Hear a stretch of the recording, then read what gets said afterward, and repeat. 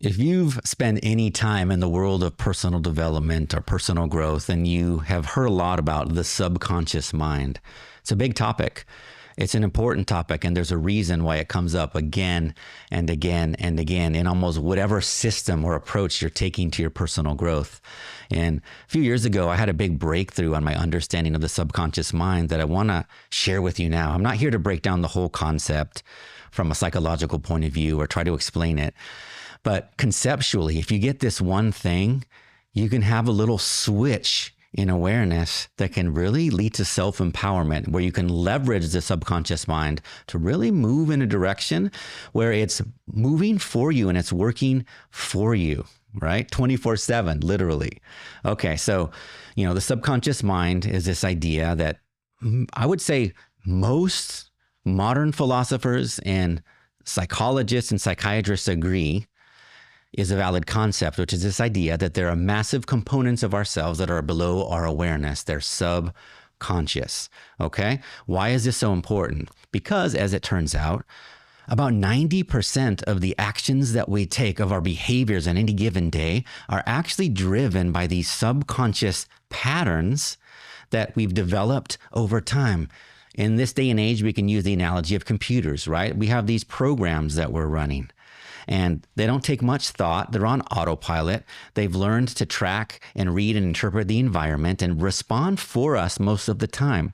Now, we do have this conscious mind. It's the part of you that's listening to these words that I'm projecting right here, and you can see sensory information in your environment. But even there, most of that sensory information is actually below your conscious mind. It's getting filtered for you, and your awareness is just receiving the parts of it that your brain and your system think you might need to survive, to increase your chances of survival.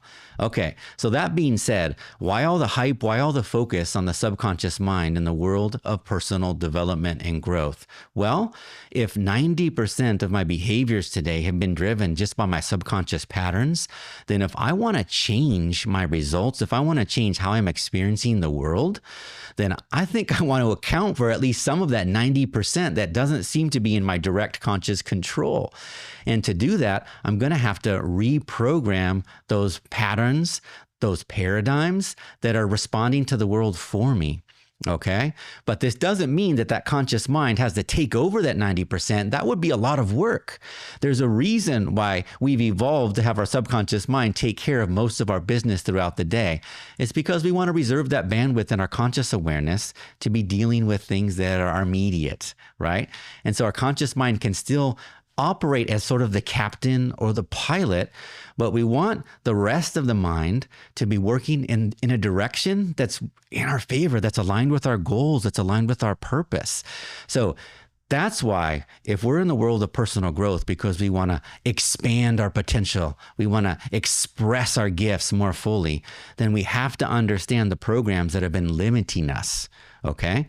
So this is where the subconscious mind comes in and why it's essential at some level to understand the current programs that are limiting you and then replace those that are not serving you any longer. Now, there are many ways to do this, and this video is not, my purpose here is not to break down specific methods. It's to give you a concept, because this is step one.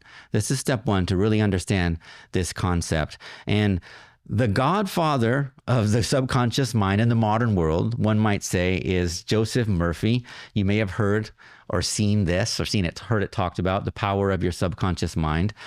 It is a classic. It's a zinger. It's powerful. But a couple years ago, I was reading this one and I came across a passage where this concept of how I interact with my subconscious mind just sort of started to click into place.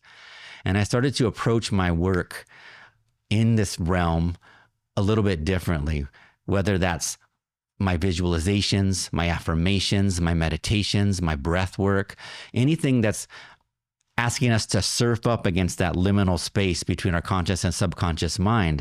I was able to use that more effectively with this concept. So Joseph Murphy offers an analogy in this book. Then I'm going to read that to you now, and then we'll unpack a little bit about the implications of what this means for how you can work with your subconscious mind and why it's essential. Okay, so here's the quote. "The conscious mind is like the navigator or captain at the bridge of a ship. He directs the ship He sends orders to the crew in the engine room. They, in turn, control the boilers, instruments, gauges, and so on. The people in the engine room do not know where they're going. They follow orders. They would go on to the rocks if the man on the bridge issued faulty or wrong instructions based on his findings with the compass, sextant, and other instruments. The people in the engine room obey him because he's in charge. Because he is supposed to know what he is doing, the members of the crew do not talk back to the captain. They simply carry out his orders. Okay, so now let's unpack this metaphor a little bit. So your subconscious mind is working for you 24/7. We already said 90% of the things you do and your behaviors are driven by the subconscious mind, but they're just following instructions and programs that they've previously received, right? So unless you give them a new set of programs or new instructions, they are just going to continue what they're doing.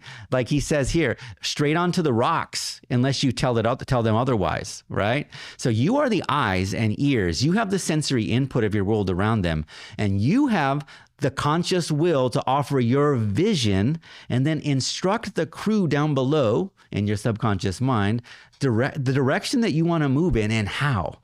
And this is why in the work that I do, purpose work, C-type goals, affirmations, reprogramming, this is why it is absolutely essential to understand where you want to go, the kind of experience you want to have.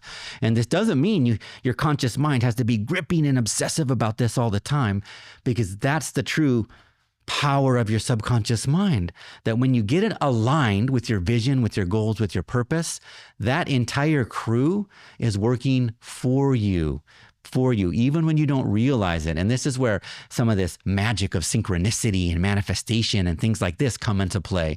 This is your subconscious mind that's making subtle shifts and decisions for you based on the new programs that you're offering. And this opens up a whole new possibility for your personal evolution and growth. So chew on that metaphor a little bit right here. Let me know how it lands for you, or if you have any other metaphors that you've come across for the subconscious mind that have been helpful for you.